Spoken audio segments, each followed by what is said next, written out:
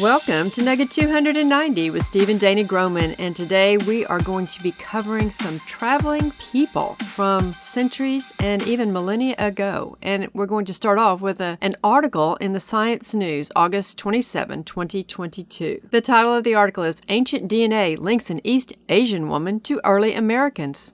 I wonder how that could be. Let's read through this quickly. A previously undetected Homo sapiens population lived in what's now southwestern China around 14,000 years ago and contributed to the ancestry of ancient Americans. Well, let's knock off 10,000 years though. 4,000 years makes a little bit better sense. This far-ranging Asian group's evolutionary identity has been revealed thanks to ancient DNA extracted from a skull cap, shown from the three views, excavated in 1989 in Mengzi-Ren, or MZR, a site in southwestern China's Red Deer Cave. The work offers a rare opportunity to narrow down where in East Asia the ancestors of ancient Americans came from. In some ways, hominid bones found at Red Deer Cave look like those of people today. Imagine that. But in other ways resemble those of Neanderthals and Homo erectus. I wonder why that would be. Maybe because there's no such thing as Neanderthals. They were just different kind of styled people. Genetic analyses now peg the MZR individual's DNA as that of a female Homo sapien from southern East Asia. Much like East Asians today, the ancient female's ancestry included small contributions from Denisovians and Neanderthals. Well, how'd you like for them to put that in your heritage? Geneticist Bing Su of China's Kunming Institute of Zoology and colleagues also found that the MZR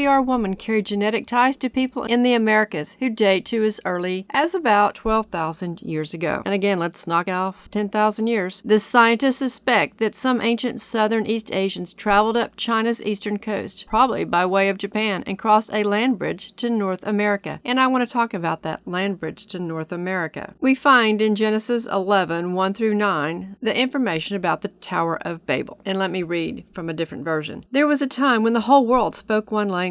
Everyone used the same words. Then people began to move from the east. They found a plain in the land of Babylonia and stayed there to live. Then they said to each other, "Let's make some bricks of clay and bake them in the fire." Then they used these bricks as stones and they used tar as mortar. Then the people said, "Let's build ourselves a city and a tower that will reach to the sky. Then we will be famous. This will keep us together so that we will not be scattered all over the earth." And I want to insert here, that is what God had said to do, and they were in disobedience at that point. Then the Lord came down to see the city and the tower. The Lord said, "These people all speak the same language, and I see that they are joined together to do this work. This is only the beginning of what they can do. Soon they will be able to do anything they want. Let's go down and confuse their language. Then they will not understand each other." So people stopped building the city, and the Lord scattered them all over the earth. That is a place where the Lord confused the language of the whole world. That is why it is called Babel, and it was from there that the Lord caused the people to spread out to all other places on earth. Genesis 11, 1 through 9. In the Creation Seminar in Lesson 12, we have a series of questions that Steve covers the information on that we don't get to in the other lessons, and one of those includes a little bit about the Bering Land Bridge theory. Many of you have probably heard about this, that between Alaska and Russia, there once was a land bridge where people could cross, and that would be the best way for people from Asia and this person that they were talking about in this article to be related to people that they find in America. It was in 1590 that the Spanish missionary Fray José de Acosta produced the first written record to suggest a land bridge connecting Asia to North America. Hunters from Asia had crossed into North America via a land bridge or narrow strait located far to the north, is what he believed. He thought the land bridge was still in existence during his lifetime. From another source, it says that more than 10,000 years ago, people crossed from East Asia through the Bering Land Bridge into North America, not to follow their dreams, but to survive. They followed herds of large mammals, many of them now extinct, to hunt for food and shelter, all the while expanding their civilization and possibly unknowingly populating a new world. It could be people that lived after the flood, and once the Tower of Babel event happened, they started spreading across and taking the animals with them, and again, it was not 10,000 years ago. But it is undeniable that this event occurred, and we just have to see that it depends on your worldview, how you look at the information. During the 18th century, Peter the Great, the Russian Tsar, Czar from 1682 to 1725 chartered an exploration of the eastern borders of the Russian Empire. He recruited the Danish explorer Vitus Bering to lead an expedition in the Bering Strait region. Before the expedition, maps of Siberia sometimes contained a large landmass across the water from the Chukchi Peninsula. However, no definite account of travel through the strait had been recorded by the early 1700s. The two voyages of Bering, the first in 1724 and the second in 1741, confirmed what many people living on the Chukchi Peninsula already knew, that there was land and even people across the water, people who had been trading and traveling across the Bering Strait for thousands of years.